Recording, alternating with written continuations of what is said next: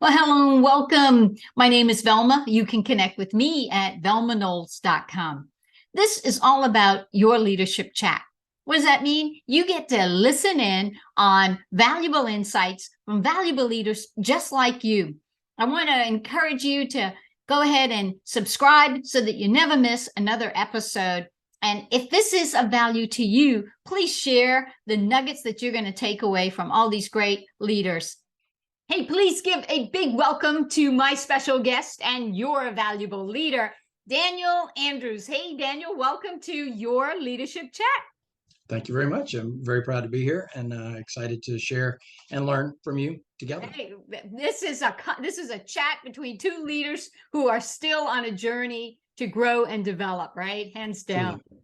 Hey, well, please share a little bit about you with the listeners so we could get to know Daniel a little bit better. Sure. I'm currently living in Columbia, South Carolina, which is my hometown. I moved here going into third grade, off to college, back here for 13 years, running a business locally. Moved to St. Louis in 2003, spent 10 years there. Moved to Houston with both moves with my first wife. Was in Houston for 3 years. Wheels came off the marriage there. Moved back home in October 2016. This is being recorded in March of 2023. Right. And so a little over 6 years, 6.5 years back home. Brought with me some fun ideas about how to support people in their quest to build more powerful and durable and profitable business relationships. And I've been evolving that over the 6.5 years. I got married 4 years ago, coming up on 4 years ago, to a woman who was 33 years between first date and second date. 33 years between date number one and date number two. No way. Yeah. That's a different story. episode there. It's a whole nother episode. It's usually a story I tell over wine at dinner with some people, but it's a fun story. But yeah, so very cool. Yeah, very cool. So that's a journey there, back and forth, and finally back in the same. You kind of come full circle back home, right? Right. So that's pretty cool. And you've got your own business, so that's good to know. Yep, I've been self-employed literally my entire life. If you include my childhood and summer jobs, I've been a W-2 employee for less than 60 months. Wow. Yeah. Wow, and I'm 55 years old. So yeah. Wow. Yeah. Oh my goodness. Okay. So you know the journey of being a leader of yourself and leading a business and leading others in that process. Wonderful. Well, tell us, let's dig into the first question, which is really all about who is a valuable leader, who has been a valuable leader in Daniel's life. Why would you say that about this person? What did they do to impact you and to say, Daniel wouldn't be the man he is today if it was not for this leader? Who's that valuable leader? Sure. His name is Ray Arona. He was my first real manager, as in somebody who had some depth and maturity about him, right? The manager at the pizza place that I delivered pizza at in high school. Right. That man had issues. He might have been my boss, but I hardly call him my manager. But my first manager in business, in an independent contractor setting, so it was still self-employment. In 1988, I was looking for a summer job when I was going to college in Atlanta, Georgia, and ended up staying at that summer job for 15 years, in part because of the influence of Ray Arona. I consider him in a lot of ways my second dad. Wow. I remember dealing with business issues that made me cry, and I reached out to him and not my real father, because Ray was a lot easier to talk to than my real dad at that point in time. And I knew he would have the solution, for what I was dealing with. But I've known him since 1988. He still calls me on my birthday, calls me on my wedding anniversary. Just a real personal touch. And real depth about him. And I'm not the only one. I mean, he probably makes 700-800 calls a year to tell people happy birthday or happy anniversary. He's got to have hundreds of people on that list, but he's very methodical about staying in touch and making sure people feel included. Now let me make sure I heard you. You said that I went to work, and then as it was a summer internship. Is that correct? It wasn't a summer internship, summer job. Summer job. Right, but in a direct sales capacity. And as you're familiar with B2C direct sales, it's almost always a 1099 capacity. So I had a manager. I had somebody that had some authority, more guidance and support than authority. But my point is, I did reference a manager, but I also had referenced how much time I've been self-employed. So Right. And I didn't want people to get a contradiction in their head oh, about. no, no, no, no. Where I was going with the math was you went there for a summer job, but then you stayed for 15 years. Did I hear that Yes, right? yes, correct. I know when we talk about summer jobs, we usually think, okay, it's a season, right? But 15 years later, and if I could kind of indulge Sure. on what you said, it's really because of the leadership of Ray. I mean, he seemed to just, Huge part of it, yeah, he just meaning. nurtured you. Right. I mean, I didn't stay out of loyalty to Ray, but Ray Right. certainly could have turned me off. You've heard Yeah, it said, yeah, people don't quit jobs, they quit bosses, right? They quit exactly. managers, Right. right? But he was the sort of person that pulled me along when Right. appropriate, gently nudged me when appropriate, Yeah. used the takeaway close when appropriate. I could tell you some stories. As a matter of fact, one I used to tell for years that Yeah. finished with, he didn't know who he was talking to. And about the 100th time I told that story, I'm like, oh wait, he did know who he He was was talking talking to. to probably better than you. Right. And I'm like, wow, I totally did not give that guy credit, but he had found the right way to go. Well, you could do this in a year, but most people take two. Don't worry about it. I'm like, what? And I bear down and achieve those objectives in a year. And like Right. I said, I told that story for years about, he didn't know he was dealing with it. Right. And one day it clicked over, and I'm like, yeah, yeah, he knew exactly. If he had told me I had to, I wouldn't have. But when he told me, most people take two, but it's been done in one, Right. he knew that I would. You would rise to the occasion. Yeah. Wow. Well, it sounds like Ray really understood how to tailor his message, communicate for the audience, for the person in a language that they're going to understand it. I Right. mean, what you understood what he was saying, but you didn't realize how he was tailoring that message until after a while, you told the story enough that you're like, wait Yeah. a minute, Wait I a think minute. I think Maybe he he knew exactly what he was what he was doing. Maybe dealing with that's true. here.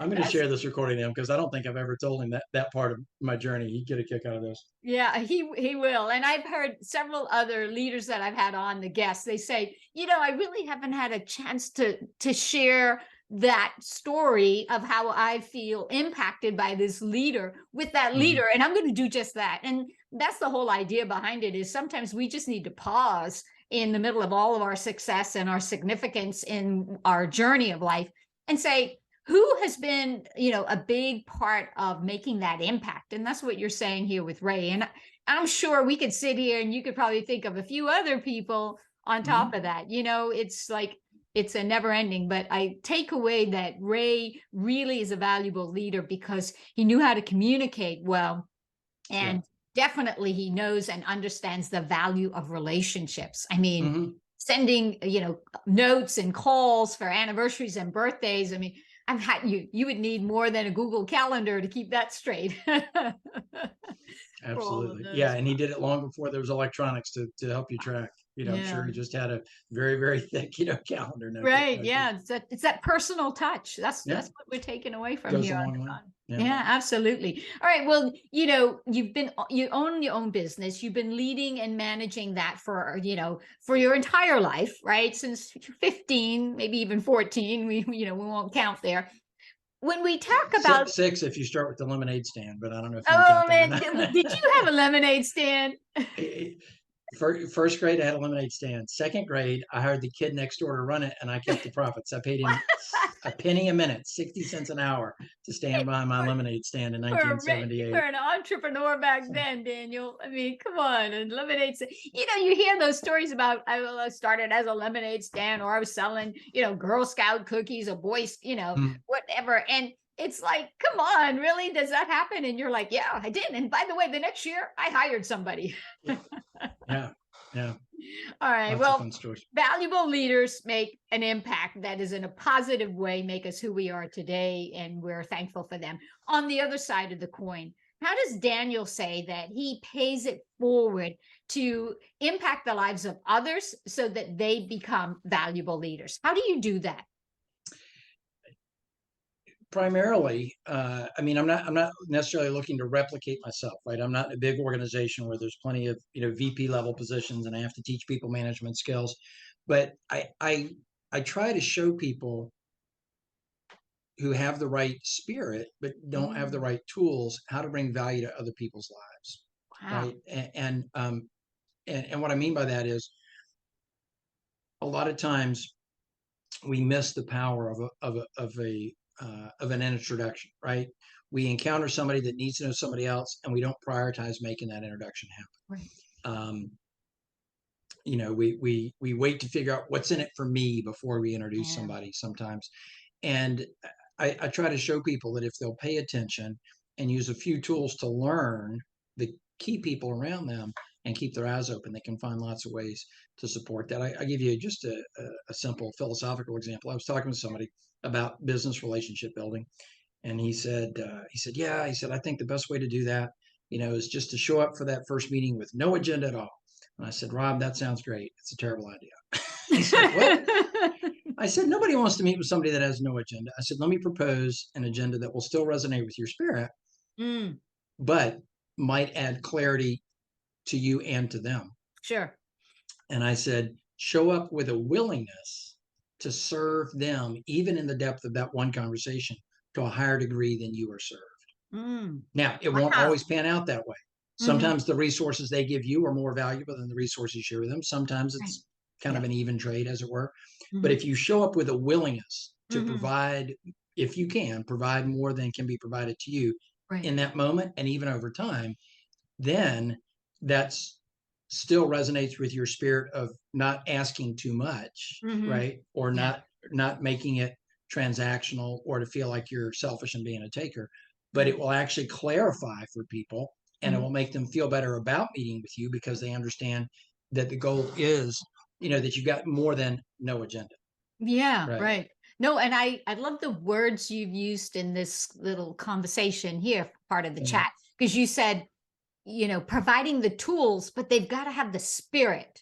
And tell me a little bit about spirit, because I want to understand. Let's unpack that for a minute. I know it's not on one of those list of questions, but you just really sparked my curiosity. I'd love to dig a little deeper in your thought about spirit, having the right spirit. Give us a little bit of insight. Well, and I can pick up from that conversation I had with Rob, right? And I think, when he said show up with no agenda, he meant not in a position of, what can you do for me? Yes. Right. Yes. But we've got a finite amount of time on this planet. If we're not meeting with people that could potentially have something for us, or that we feel we've got very significant value for them, then maybe pick your choice of time better. But the way you spend your time better. But I believe in the notion for business relationships, quality over quantity, right? That you meet a lot of people, then you start to select and build with a few key folks. John Ruhlin says that most businesses live or die by 100 key players. He didn't say key customers. 100 key players, 100 relationships will make or break the average business in America. Wow. But I believe in quality over quantity. I was talking in a group setting about that. I kind of threw out what I had to say, and then the rest of the room, 3 other people were talking. One gal was like, "Oh, I totally believe in quality networking over quantity." Right? When I go to an event, I don't even take my own cards because I don't know that I want to hear from everybody there, and I only leave with 5 cards. I make it a point for what is the 5 people that I really want to connect with, right? Da da da da da. And I'm like, and I didn't say anything because it was a group setting, and I didn't have the credibility to call her out. But I'm thinking that's still a very selfish attitude. She's trying to find the 5 people that can serve her. Instead of meeting everyone. It doesn't mean she's got to do a Zoom or a paired interview with everybody later. Right. It doesn't mean even that you can naturally meet everybody in a room, depending on the size of the room and the length of the event. But I'm still thinking, why would you not meet as many people as possible? Because maybe somebody in your world needs what Velma has, or Tom Van Dyke has, or Susan Taylor King has, right? But you won't know that unless you make a point to meet them. Maybe there's 2 people in the room that need each other, and they're on opposite sides of the room. But if I mingle over here, mingle over there, maybe the whole value I bring to the conversation is, Velma, make sure you talk to Suzanne Taylor King before we leave. Bingo. Yes. I think she's got something potent, to share. Yeah. Maybe that's it. But if you're focused on, what's the limited quantity, what's the quality that can serve me, you're going to leave a lot of stuff on the table. So I tend to find and want to attract and support people that are like, okay, I understand I can't give away all my time and energy. But if I'm in a conversation with somebody and I know somebody they need to meet, why would I withhold that? Why wouldn't I take a moment to think as I'm talking with them, oh, here's a resource for you? Yes. And what surprises me, I love how you unpack that. What surprises me, and it's been more pronounced in my business of coaching and training than ever before, is the fact that I'm getting this like, hey, yesterday got the email. Hey, your name was given to me by, and we would love to talk to you. And I'm like, I never even asked that person, but just you resonated, and I'm in conversation with that person that referred me, but that person that referred me has not hired me.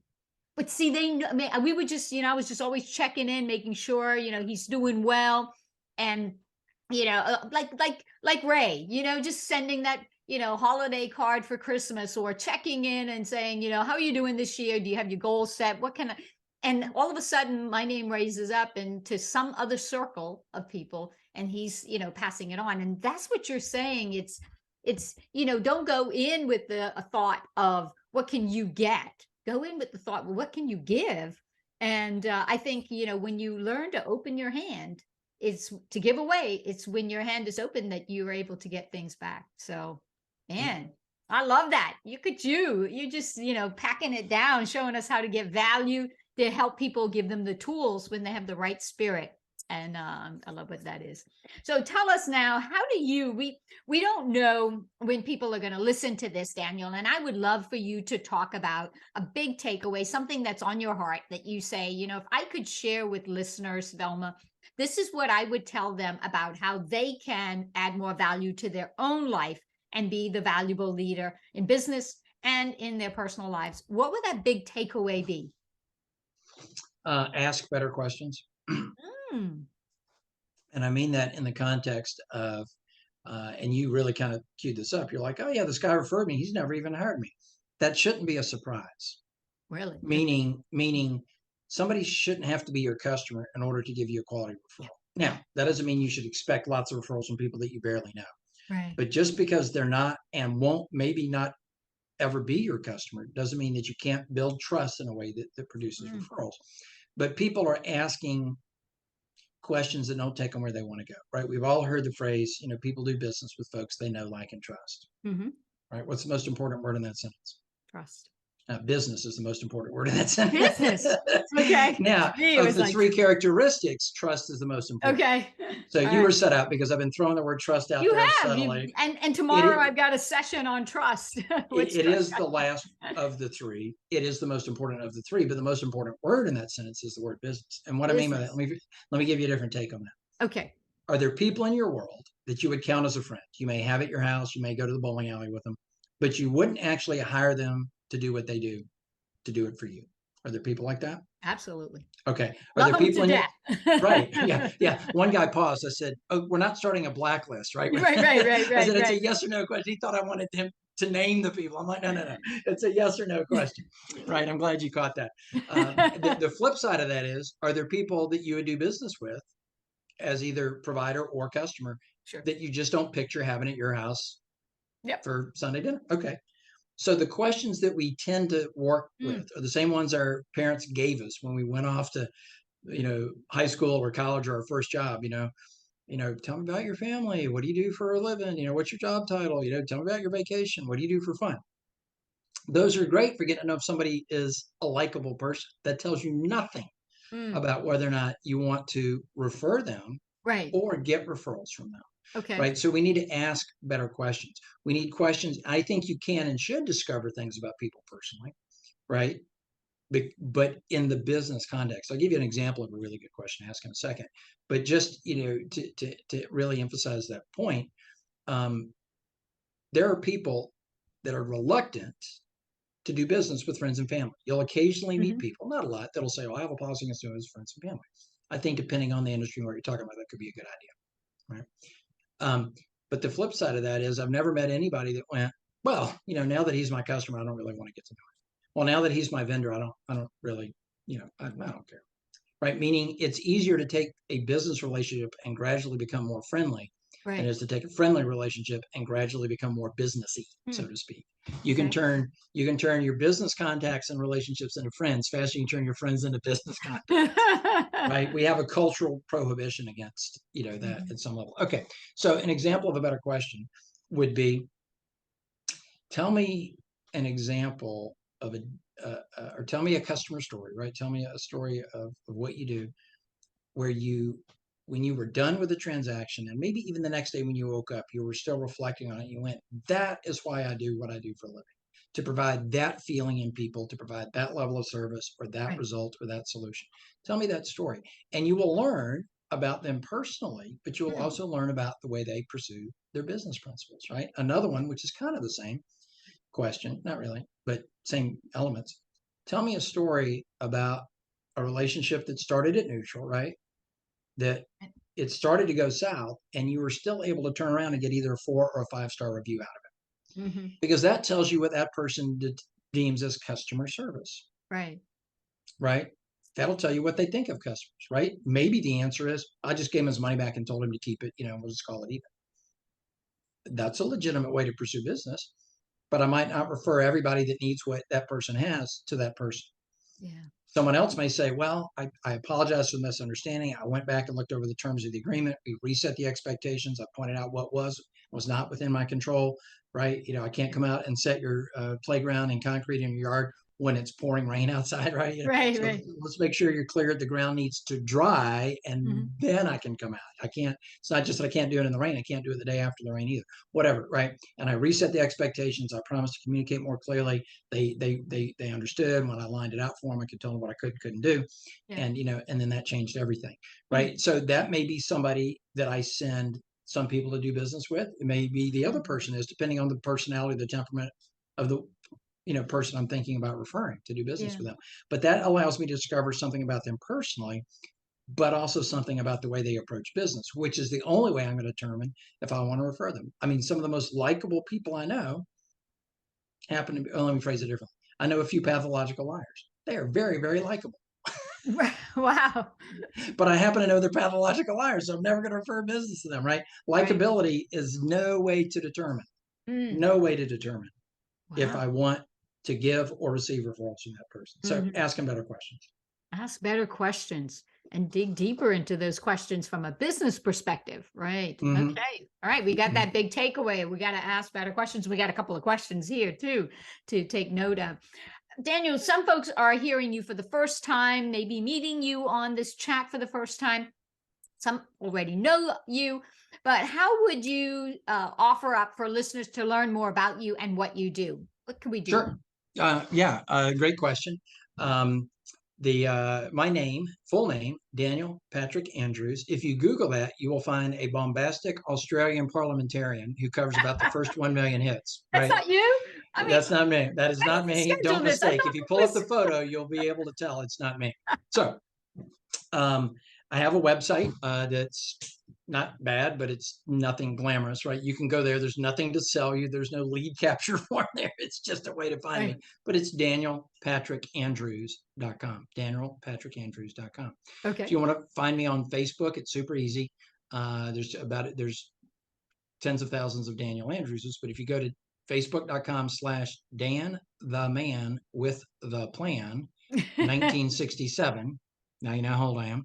Right. Right. Dan the Man with the Plan 1967. It'll take you directly to my profile. You can send a friend request. And then on LinkedIn, if you want to connect, um, linkedin.com/N, I-N, the word Right. I-N, /NIA Southeast. And that's the name of my LLC, but it's NIA Southeast. Will take you to my profile.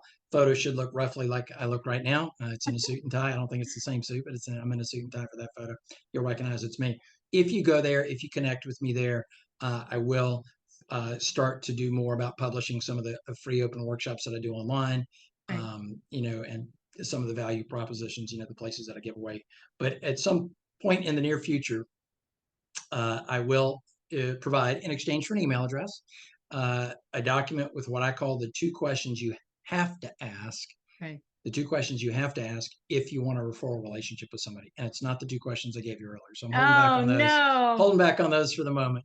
Wow. Okay. Well, offline, maybe I'll get it out of him. Don't worry about Sure. that, folks. Maybe I'll get That's it it. out of him. I don't know. That's it. Yeah. Or we'll bring him back for it before that There we email go. I'd be starts. happy to come back for that. I'm not trying to be coy here. Just, I knew that those would be available once I get my, system set up for distributing that.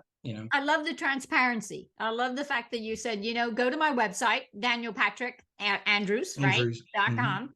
and you're not the Australian, but you have the whole name and you've got the URL, so you beat him to it on that one. I got it. I beat him on that one. Yeah. He'll probably buy it for about $1 million. Well, he's probably got danielpatrickandrews.au, right? Because that's the Australian domain. Yeah, right? That's true. That's true. Yes. But so you can go to the website. Is that your preferred method of contact, or it's the easiest way to find me? I think I've got my, I still don't know if everything about how to reach me is there, but surely there's a link on there somewhere for a calendar or something, right? Yeah. I don't like to throw my calendar link out because people will abuse that.